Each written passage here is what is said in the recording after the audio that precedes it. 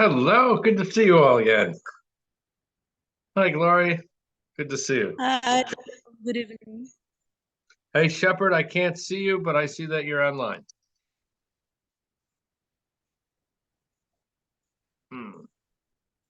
Um, so I was looking at the flips, and for cost of carbon, I'm still, I got Shepards, I got Caldrians. Gl- Glory, I don't have yours yet. Ah, I have sent, what happened? I've actually Uh, sent mine. this is on the cost of carbon. Did you make that video? Yes, I think I touched on the flip. Okay, you might want to maybe you didn't hit. I'm not sure. You want to check on it. Um, Good. but that's to keep in mind. We're going to talk a little bit more about the cost of carbon today. A couple other things, something very similar to what we talked to before. So maybe it'll help you in your thinking about it. Although you already know just enough to talk about externalities and the carbon tax and why this helps fight climate change. You know, who would ever think that taxes would be our best hope in fighting climate change? It turns out that it really does make a big difference because it helps people make choices. And the choices we're most concerned about are the choices of these big multinational companies that are using up tons of energy and using up dirty energy. And we'd like them to choose a safer, carbon clean form of energy. And so we need to make that as part of their choices. Um, it's 11:02. I could wait for folks, but I like to get started.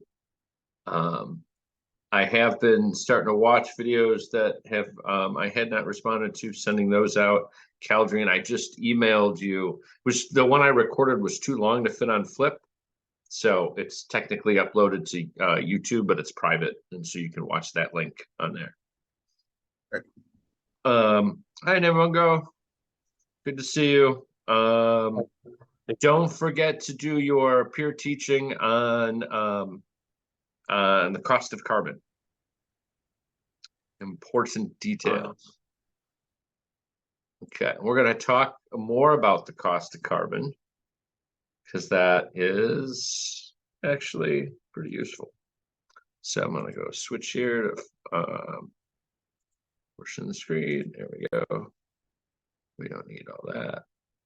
Sorry.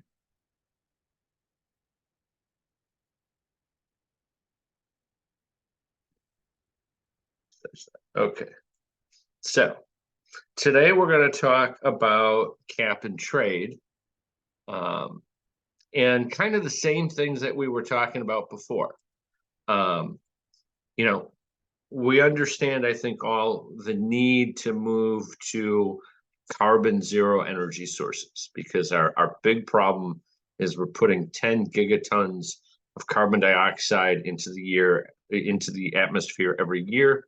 That's a bad thing. The reason why we're putting so much is we're burning coal, we're burning oil, we're burning natural gas, and we really, that's taking stuff from the rock reservoir that normally only enters the atmosphere at 0.1 gigatons per year, 100 times that. And there's just not enough ways of pulling carbon out of the atmosphere fast enough. So it builds up, and about half of it goes into the land biosphere and the oceans. And that's causing ocean acidification. And what's left is going to cause a lot of heating. And we've talked about these different temperature trajectories that we want to avoid. So if we can move to low carbon intensity energy sources, if you remember that IPAT relationship, if that goes to zero, then our impacts, our emissions go to zero. So previously we talked about how a carbon tax works by putting a price on carbon emissions, because up until now, or until you do something like that, there's this externality with the cost. In other words, there's a cost that nobody pays when they buy it.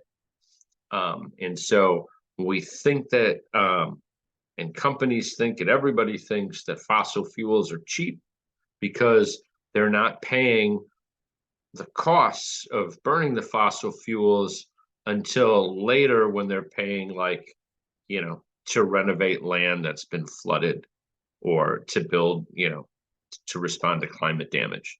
So we pay the costs, it's just not incorporated into the price. So bad decision making happens. And by incorporating into the price, they incorporate it into decisions, right? And so we want people to realize what this cost is, so when they're buying something, they know what their true cost is. And the net result is a drop in emissions. That's what we can expect from doing this kind of thing. And by using a carbon tax, the overall cost to society is cheaper than conventional regulations. Does anybody remember why doing a carbon tax is cheaper for society as a whole than conventional regulations?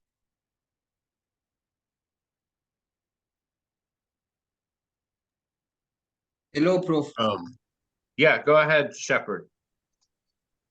I wanted to ask, was your question saying that why is carbon tax cheaper than conventional, or Yes. the opposite?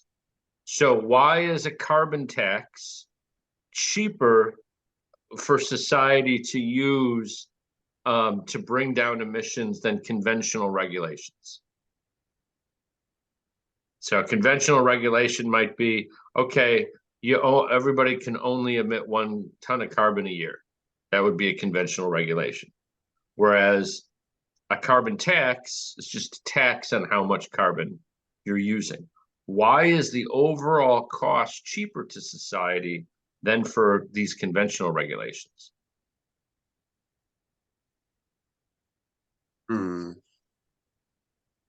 Would it have, thinking back, would have more so to do with companies, well, emitters in particular, only emitting carbon to a certain threshold, as opposed to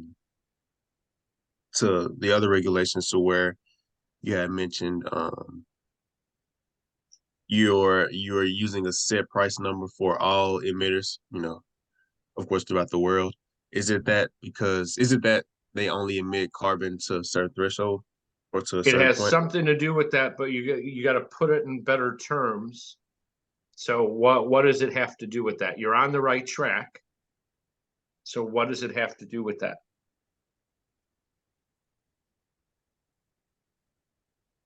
Hello, Prof. Go ahead, Glory. Yes, I think it helps the producers to actually choose to make a choice on on the implementation.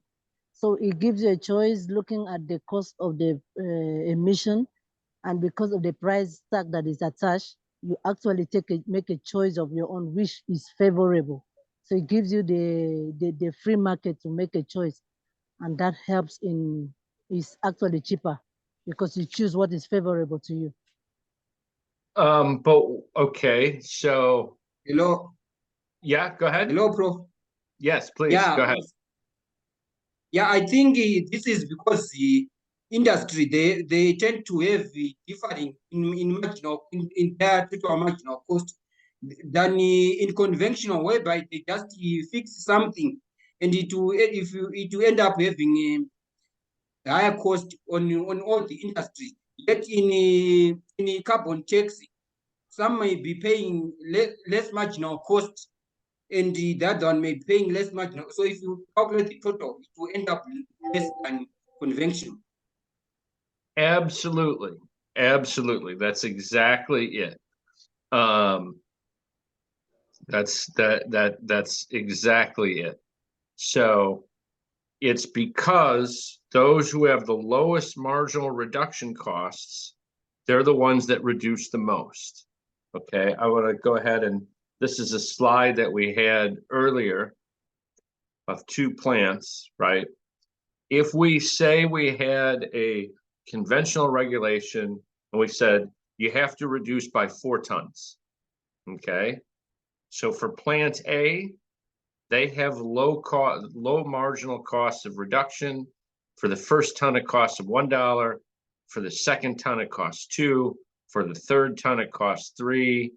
And for the fourth ton, it costs $4. So you add all those up, that's 7, 8, 9, 10. That's $10 that they're paying for the 4 tons.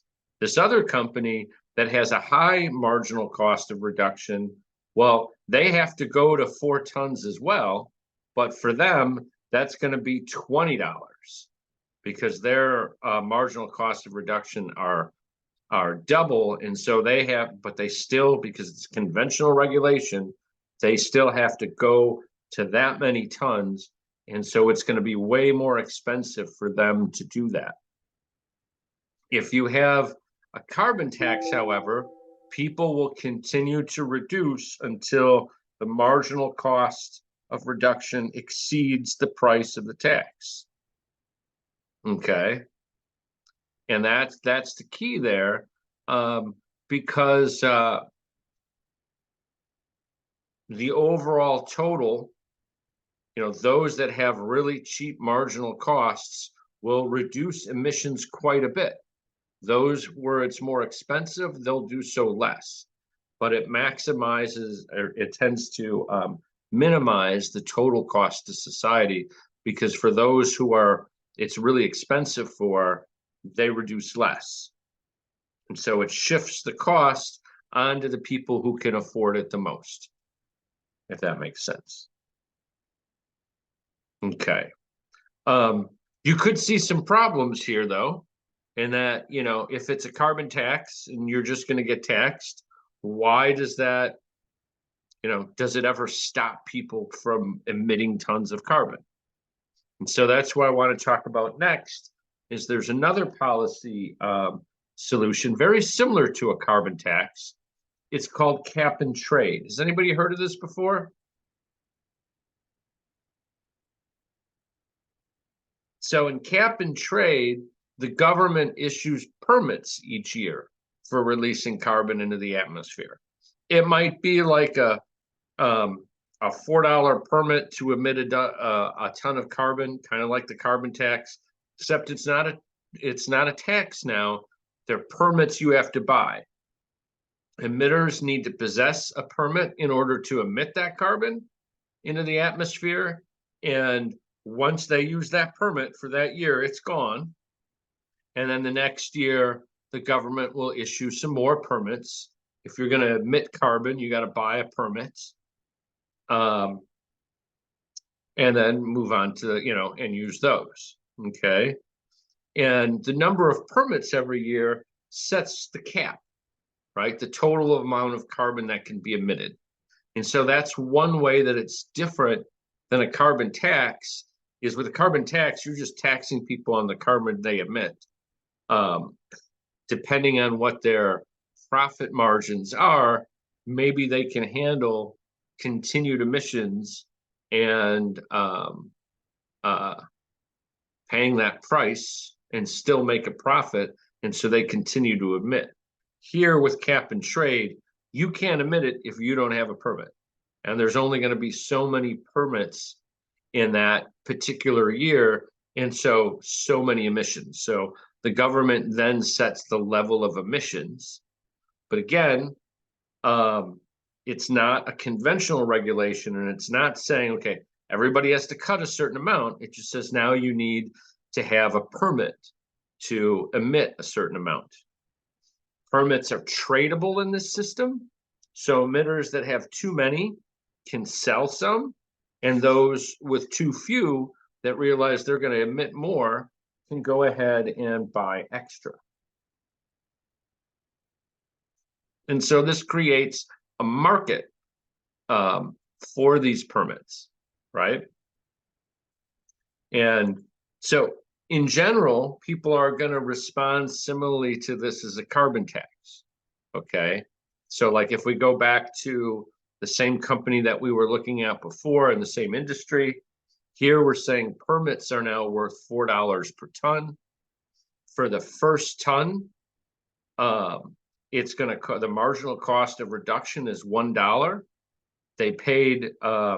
They can either pay to reduce their carbon emissions and pay $1, or they can pay $4 to buy the permit so they can emit that ton. So what are they going to choose? They're going to pay to reduce, right? That's pretty clear, right? Same thing at 2 tons. Okay, they could pay $2 to reduce because that's the marginal cost of that second ton. So now they'll have paid a total of $3. But do they want to pay $4 or just pay $2? They'd rather pay $2, so they'll go ahead and reduce their emissions by that amount. Same is true with the third ton. They can pay $3 to reduce that ton, or they can pay $4 to emit that ton by buying a permit. So obviously they'd pay the cheaper amount and reduce that.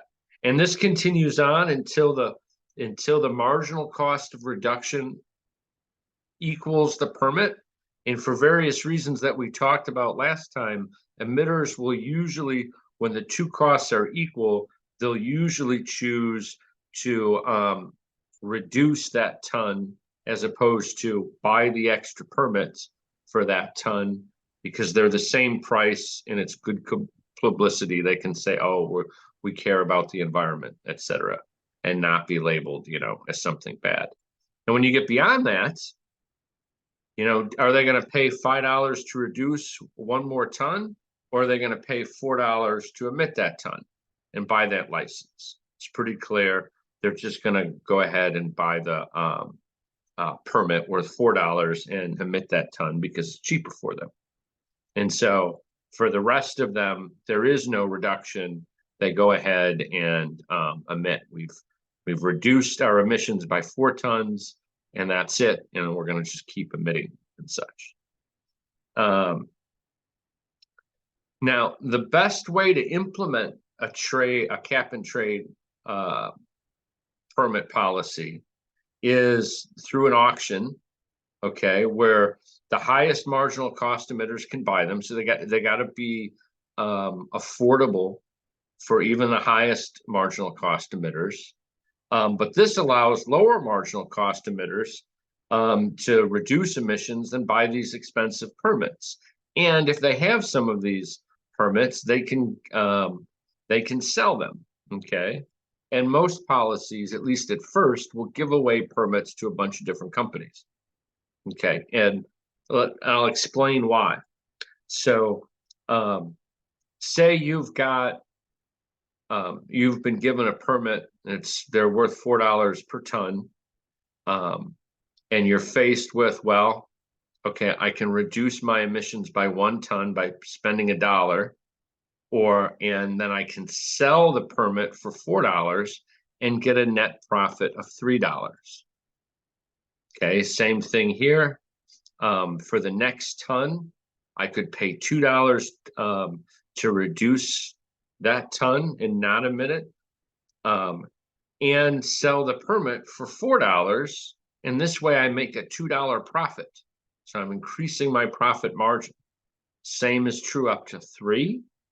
So I can pay $3 to reduce my ton and sell the permit that I have for $4, giving me a $1 profit. And so again, I'll go ahead and sell that permit and do those reductions. And so in the same way, I'll keep reducing emissions until the cost of reduction, the marginal cost of reduction, exceeds the permit price for that amount of carbon. Okay, and it's considered a free market solution, just like the carbon tax, because it doesn't tell anyone what they have to do, what they have to buy, what kind of energy they have to produce or consume. It gives them the freedom of those choices. Each emitter is going to pick the level of emissions that maximize their own profits. And they'll continue to reduce emissions until the marginal cost of reduction, this actually is better said if it exceeds the cost of carbon, right?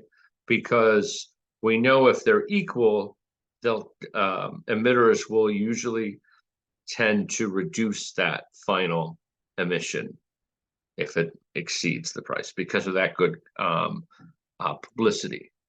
And just like the carbon tax, cap and trade has this cheaper overall cost to society than conventional regulations because it shifts most of the emissions to those who have lower marginal costs of reduction.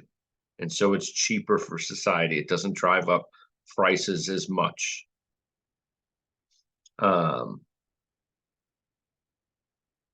So now some of the differences between the carbon tax and the cap and trade system is that the government can set a limit to the number of permits that they give out. And because of that, now you can actually, say as a country, well, we're only going to give out, 1,000 permits, and that's going to limit us to 4,000 tons in this case. Obviously, it's probably going to be more because we know we emit a lot, but you get the idea. We can now cap the level of emissions by the number of permits that we sell. And if we want to keep cutting emissions, we can reduce the number of permits that are issued each year so they can kind of see what the future is going to be, and these companies can kind of plan ahead knowing that, well, next year there's going to be fewer permits, the price is probably going to increase, and this allows us to control the total emissions while still allowing choice to put a lot of the emissions reduction on the low cost, marginal cost of reduction. Now, eventually, for those people that have high costs of marginal costs of reduction, they're going to have to pay a lot of money, and their businesses, eventually we're going to have to stop, burning coal, for example. Caldrine, you had a question. Yes. What would be ramifications for industries and emitters who produce X amount of carbon without a permit? Because I feel those would be needed to actually make it work, right? You're selling, permits, but what are ramifications? If there are none, it's like, why buy a permit? Exactly. So with this kind of a system, you've got to have verification that the folks have, measuring, that the folks have indeed decreased their emissions.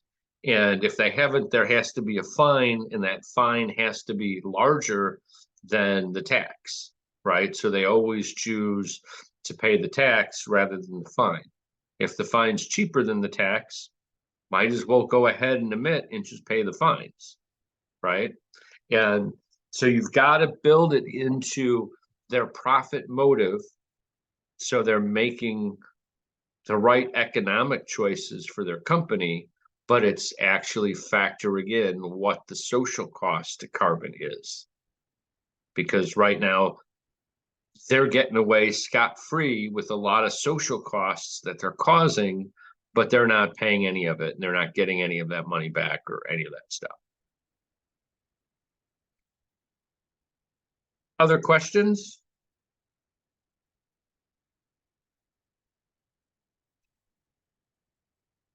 So it's really important to note that for both the carbon tax and the cap and trade, that emitters will reduce their emissions until the marginal cost of reduction exceeds the cost of the carbon, whether that's the carbon tax or the permit price.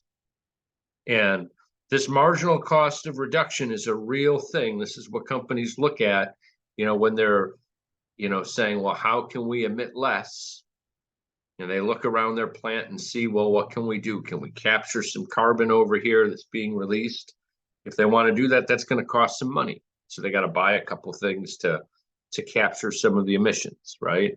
In other places, they might have to change their process, their chemical process. That might cost a lot more money than it initially did for, you know, making the small changes. And so each additional ton is going to require more money to achieve that reduction. And that's just a real phenomenon you see across all industries. It's easy to make small cuts, it's harder to make deeper cuts. And when I say harder, it's more expensive to make deeper cuts.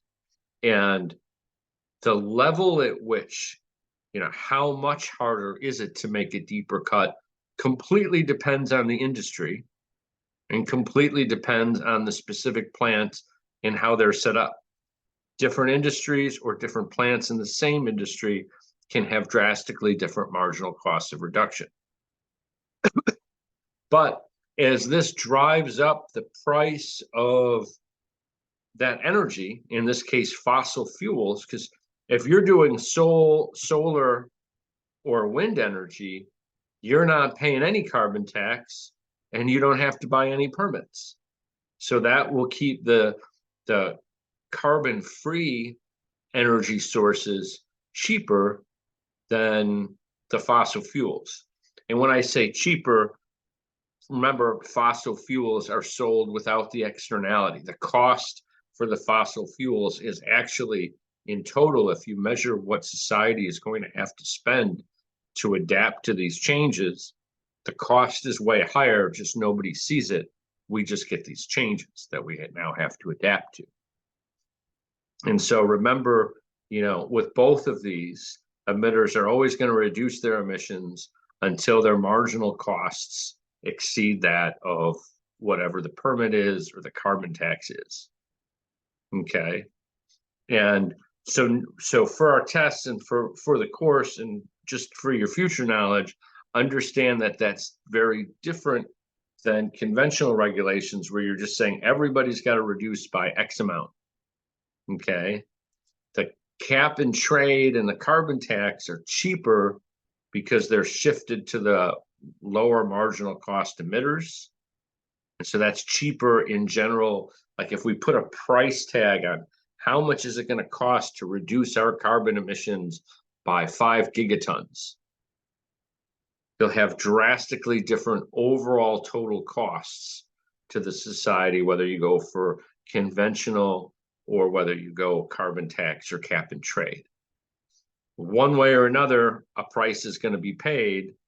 If we don't stop emissions, the price that we're going to get in climate damage is just going to get worse and worse and worse. Okay, but conventional regulations are just always going to be at a higher cost than these cap and trade and carbon tax types. The nice thing about the cap and trade, which is different than the carbon tax, is you can actually set a limit to what the emissions are going to be that year. And you can continually sell fewer and fewer permits and therefore bring down the emissions. So long as, you know, what Caldrian said is addressed, that if somebody's cheating and breaking the law, that they're sufficiently punished for doing so.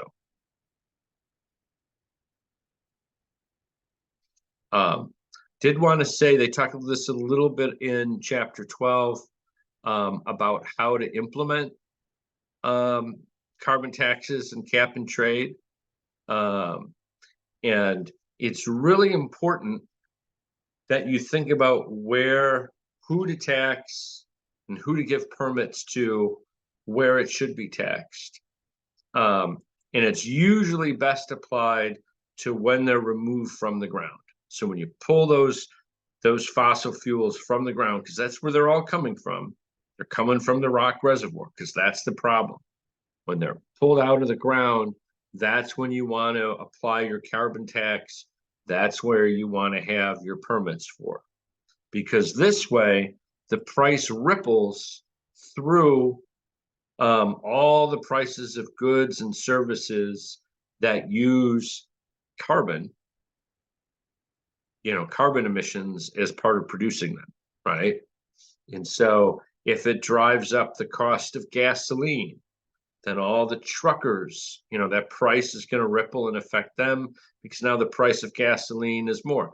Now, the biofuels might be cheaper at this point because they're not subject to a carbon tax, even though you're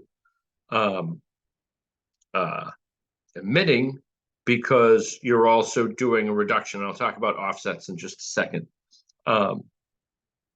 So it's the idea that by taxing or permitting when they come out of the ground, that price will now ripple through the rest of the economy. So everybody's making choices based on what kind of energy do they want to use. And we always choose the cheapest because the cheapest has the lowest cost, right? And up until now, because of externalities, we have not been factoring in the true costs. But once you do, it can be an intelligent way to make choices. And so the idea is these price increases will change some choices. They'll change the behavior of consumers and push them towards carbon safe energy sources and increasing efficiency because they don't want to keep paying for this expensive energy. And if this is causing, if the prices are increasing here and it's causing that pressure, this is as history will show us, this will spur innovation. Because there's this stressor, people are going to try and figure out ways to make things more efficient, ways to, maybe I'm a supplier of carbon emission reduction technology, and I can go into a company and say, your marginal cost of reduction for this ton is going to be $4 or $5. With my new technology, it'll only cost you $3. Now a bunch of companies are going to come and buy my technology. I'm going to get rich. So now I have a motivation to invent these new, more efficient reduction technologies. And so this also spurs this innovation, which is really, really, really important for helping keeping costs down and for us to finally get to our goal. Because we really need to cut a lot of emissions. About 1 gigaton per year is how much we really need to slow down our emissions. That's a huge number. Okay, since we're doing 10 gigatons, that means in 10 years we should be done. If you're talking about a carbon tax in terms of implementation, it's probably important to ramp up that carbon tax over time so it gets more and more expensive. And so you start, even the emitters that have a high marginal reduction cost are going to start thinking, well, shoot, I need to reduce because this tax is getting to be too much. And that will probably result in the phase out of certain industries. Coal production, for example, it's something we need to phase out unless, we've got some other way to get rid of that carbon. For cap and trade, we just issue fewer permits. That's going to drive up the price at which they're sold at, and the market can determine, how much. So those are important key parts in implementation. Now, there's a flip side to both cap and trade and carbon taxes, which is revenue generation. The government's taking in this money, so what's it going to do with it? And probably, because remember, we're talking about taxes or increasing costs, so most people are going to not like that idea. Nobody likes to say yes. Politically, it's hard to increase taxes or increase fees. And so one way to make this more palatable is just to give the money back to the people. So all the money that's generated in either the carbon tax or from selling the permits, you just divide it equally amongst everybody and send everybody a check. This is, you know, your bonus for everybody lowering emissions. And that might probably be the easiest way to get it to fly to most people. But you could also use the money to reduce other taxes. You could use the money for research and development. And you could use the money to retrain displaced workers. So like, you know, all the people that were just lost their jobs, that were coal miners and worked in coal refineries, etc. What are they going to do next? You could use some of that money to retrain those workers so they have some other job. So they're not so against the regulation, because any regulation you're talking about, if it's going to be implemented by the government, you're going to need the support of the populace for it to actually work. Now, when we talk about carbon taxes and cap and trade, often people who are writing these policies also include what are called offsets. And an offset is when the company takes some other action, when they do something to help reduce the amount of carbon in the atmosphere. So they're not decreasing their emissions, but say they plant a bunch of trees. Okay, I'm going to emit 1 ton a year, but I'm going to plant a forest that's going to absorb 1 ton a year. And so I'm offsetting my emissions. As far as us as climate scientists are concerned, it doesn't matter if you do that. That's okay.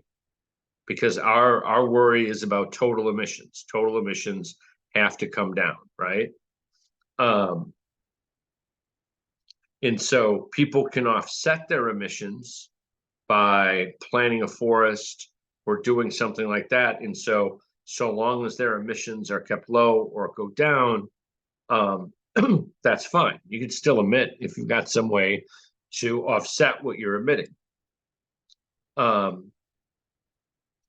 There's some things though about offsets. You know, it's cool because it allows companies a lot of different ways to decrease their emissions. You know, they can do their marginal costs of reduction until it equals the purchase price or exceeds the purchase price of a permit or the tax. And then for the next ton, maybe they'll be like, well, let's find a cheap offset. Let's, you know, plant a forest. You know, maybe that's cheaper than, you know, doing their marginal reduction costs.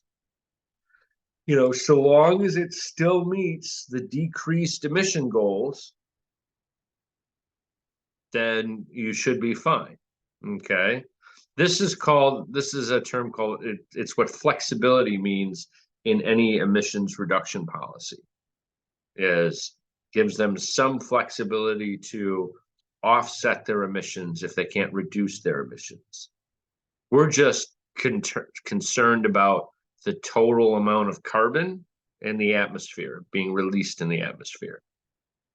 How it gets done is less important. Now, there are offsets that sound cool, but there are difficulties with these.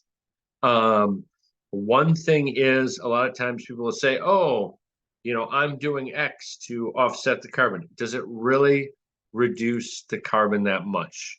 So these offsets have to be verifiable. You have to really show that you're reducing that amount of carbon from the atmosphere as you say you are, and that it's really offsetting what you're, you know, the process that you're talking about to the extent. And the offsets have to be permanent. Okay. I don't like the tree example, because what happens if, you know, you've been doing this for 5 years, offsetting your emissions by, you know, this forest, which is, you know, growing and pulling carbon out of the air, but then a fire hits the forest and the forest completely burns down. Well, now all that carbon that you've been using as an offset, now that's all of a sudden back in the atmosphere. So your offset for the last 5 years turned out to be zero because all of a sudden it got released. So you have to make sure that whatever the offset is, that it's definitely going to be a permanent offset. Doesn't matter, doesn't help us if it's only very temporary and then all that carbon comes back into the system, because we're still going to have a climate issue. Okay. And so you really need to verify the stability of the offset. Is it going to continue to reduce the amount of carbon in the atmosphere the same every year? Is it a stable offset? Is it going to be there in 10 years, etc.? And lastly, sometimes people say, well, you know, I'm going to go ahead, you know, we're building a coal plant, and so I'm going to use this, you know, plant a forest as an offset, and then so you know, they can tell the government that, but then later on they say, oh, you know, we decided to go to a wind farm. They got the money for doing the offset. They were able to you know, sell those permits, etc., because of the offset. But now they've, you know, they're just going to do a wind farm. Maybe they were always going to do a wind farm. So you have to make sure that whatever the offset actions are, they have to be in addition to what the company's already planning on doing. So that's an important thing as well. You have to make sure that they're not saying that they're going to emit a lot and then have an offset, and so you give them money for the offset, and then they just change their mind on what they were going to do in the first place. The other thing to consider in all these regulations are the other greenhouse gases. We know that methane is the most potent of the greenhouse gases. So, you know, you can use similar approaches as a carbon tax and a cap and trade, but the cost should be based on the intensity of the carbon type as a greenhouse gas.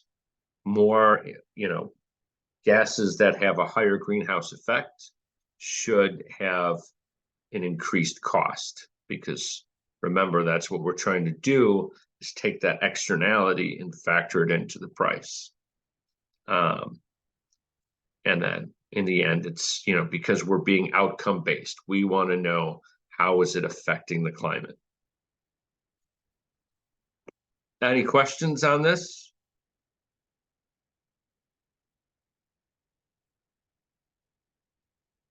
So in summary, you know, this is a summary of chapter 12, is the free market isn't going to solve our climate problem. You know, we're going to need to have some government regulation, and putting a price on carbon internalizes that externality. And you can put that price on carbon, you know, doing a carbon tax or cap and trade. Either of those works because they push emissions reductions to the lowest marginal cost emitters, which in the end makes it cheaper for society on the whole. You want to allow flexibility, right? You want to allow for things like offsets, or what another term for offsets is negative emissions. But you need to make sure that those negative emissions are permanent and satisfy this idea of additionality. In other words, that it's a step that they're taking that's in addition to what they would do normally. And in all cases, these are cheaper than conventional regulations. But conventional regulations may still be appropriate in areas where you can't do this pricing kind of thing. And lastly, government can also support research, development, and use of these technologies through things like subsidies. You know, right now we have subsidies if you want to buy an electric car, for example, and those will help us make those kinds of traditions.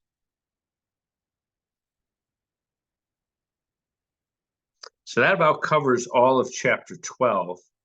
And I think it's important to see big picture scale, what are the, you know, the really important things we can do to affect climate change. And these carbon taxes are going to be huge. An important step in. Now, are these adaptation or mitigations if we're talking about carbon tax? Adaptation. Remember, adaptations are the climate change happens, and so we have to adjust to that. Mitigation, what makes something a mitigation? What's our So it would, definition? I guess from that, I guess from that sense, so it's not technology or actual ways. Well, mitigation means it's not literal technologies being used to pull carbon out. So in this case, it's more so policy that deals with pulling carbon from the atmosphere. So that will still be mitigation. Yeah, it would still, remember, mitigation is really anything that lowers emissions.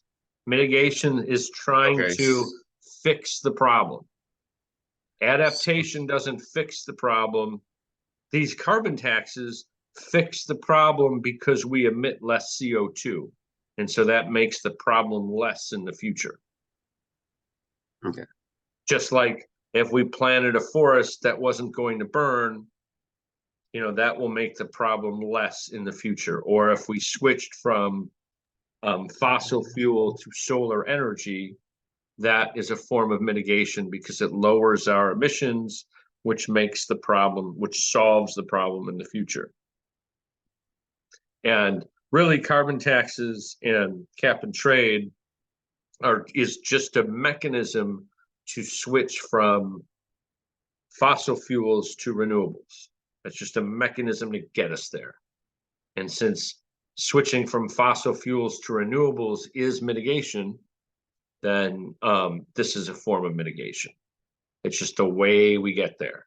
How do we encourage everybody to do this? We know we should reduce emissions, that's going to reduce the amount of CO2 in the atmosphere, which is what we want to mitigate the problem, to make it easier, to make it better. And this is just a way of encouraging people to make that choice. The reason why they're not making that choice right now is because fossil fuels appear cheaper than they really are to us.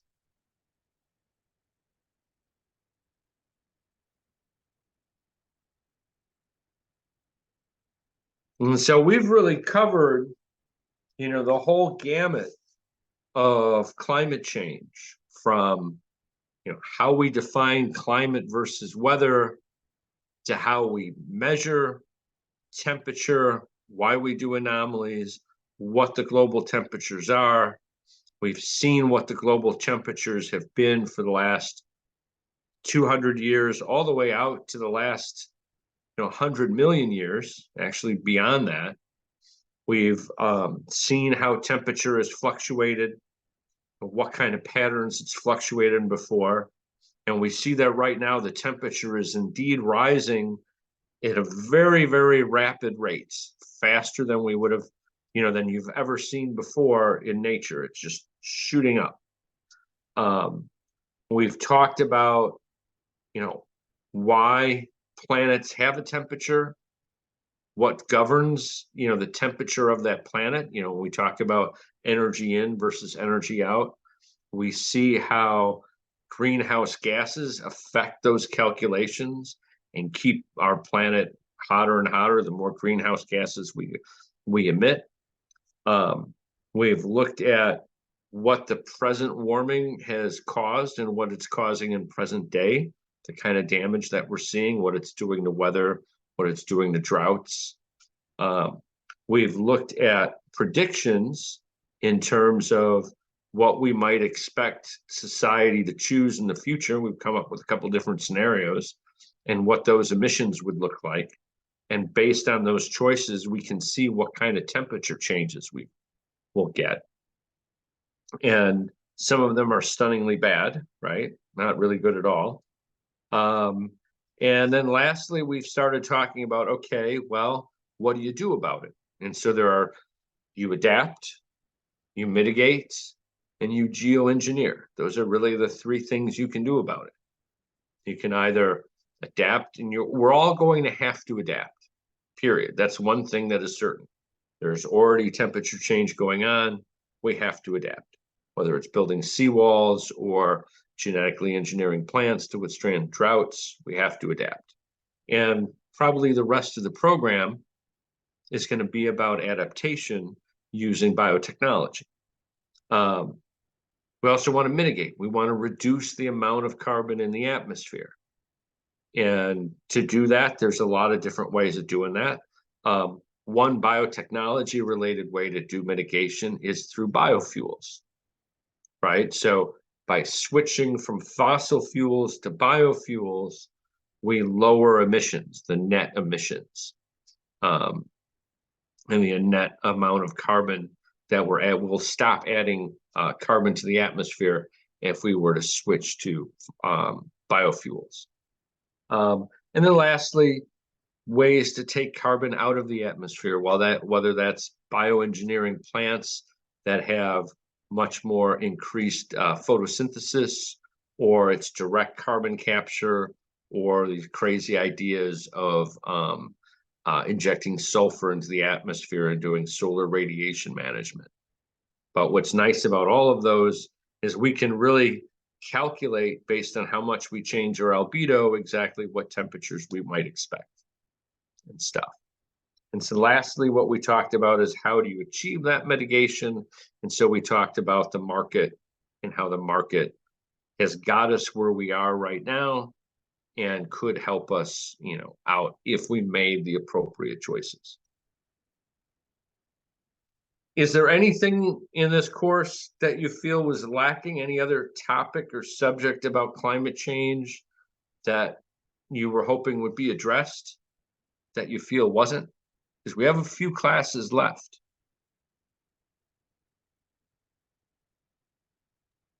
I mean, I can go on through chapters 13 and 14, but those are, about policy stuff. You're going to have a course later on in environmental management and policy.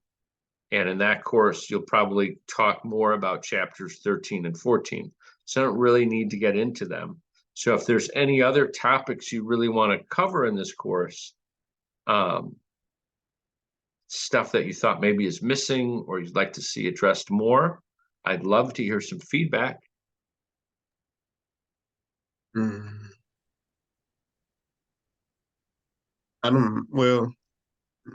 not sure if this directly aligns with climate change, but what are pharmaceutical companies doing, I guess, in correlation with climate change? Or is there any correlation at all? Absolutely. Absolutely there is. So there's another course you're going to be taking in our series, in this program called Emerging Diseases. So one of the things that's definitely true because of climate change and the increase in temperature in a lot of environments, parasites that used to live only near the equator are now moving northward and southward. And so you have new disease transmission.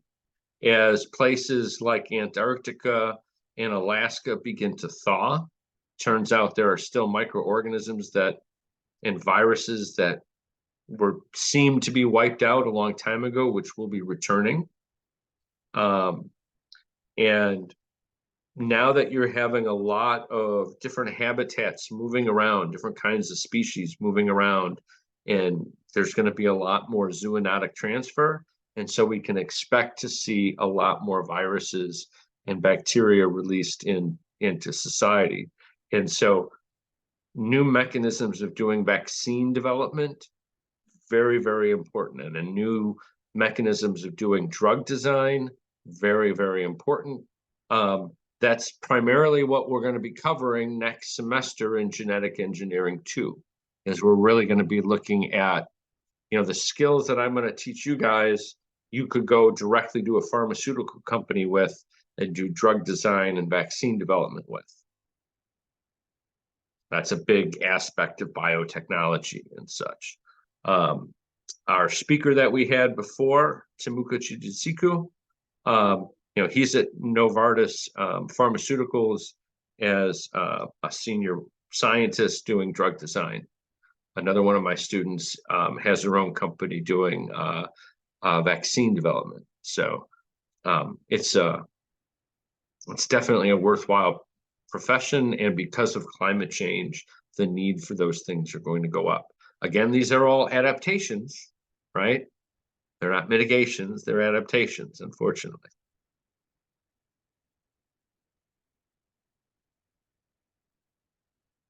Okay, everyone, I will see you on Wednesday. And make sure to finish chapter 12. And if you haven't done your all your flips, please do. Okay, thanks a lot. Talk to you later. Bye-bye. Thank you, Prof.